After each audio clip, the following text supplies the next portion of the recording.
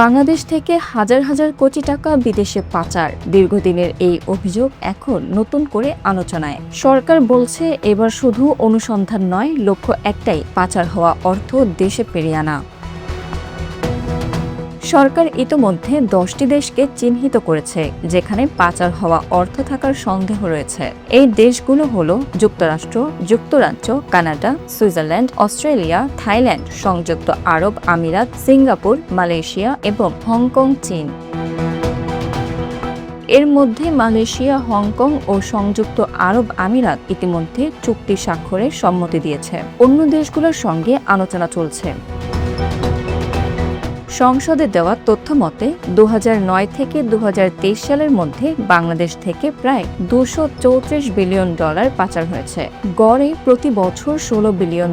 এই বিপুল অর্থ বিভিন্ন দেশে ছড়িয়ে থাকায় তথ্য বিনিময় ও আইনি সহায়তা ছাড়া তা উদ্ধার প্রায় অসম্ভব। এই কারণেই সরকার জোর দিচ্ছে পারস্পরিক আইনগত সহায়তা চুক্তি করা এবং পারস্পরিক আইনগত সহায়তা অনুরোধের ওপর। এই চুক্তির মাধ্যমে এক দেশ আরেক দেশকে তথ্য দেবে, সম্পদ শনাক্তে সহায়তা করবে এবং আইনি প্রক্রিয়ায় সহযোগিতা করবে। এদিকে বাংলাদেশ ব্যাংকের গভর্নরের নেতৃত্বে গঠন করা হয়েছে একটি আন্তঃসংস্থা টাস্ক ফোর্স।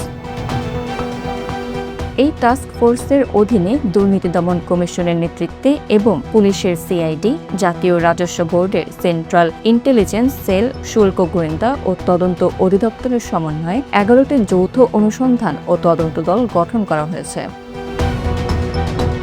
তদন্তের ফলও আসতে শুরু করেছে। চলতি বছরের 25শে মার্চ পর্যন্ত দেশে প্রায় 57,000 কোটি টাকার সম্পদ জব্দ করা হয়েছে। বিদেশে জব্দ করা হয়েছে 13,000 কোটি টাকারও বেশি সম্পদ। সব মিলিয়ে অবৈধ 70,000 কোটির বেশি সম্পদ এখন সরকারের নিয়ন্ত্রণে। পাচারের অর্থ ফেরাতে ইতিমধ্যে করা হয়েছে 141টি মামলা। এর মধ্যে 15টি মামলার অভিযোগপত্র দেওয়া হয়েছে আর 6টি মামলার রায়ও হয়েছে।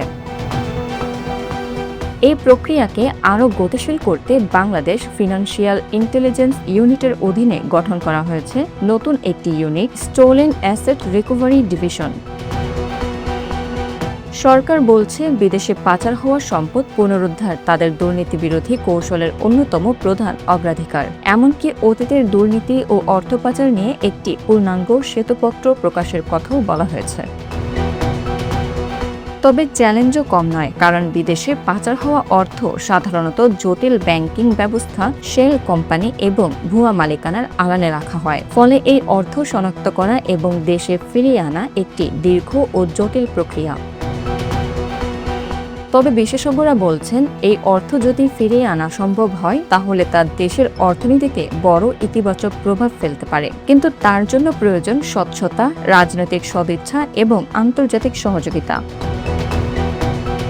Bangla affairs news desk.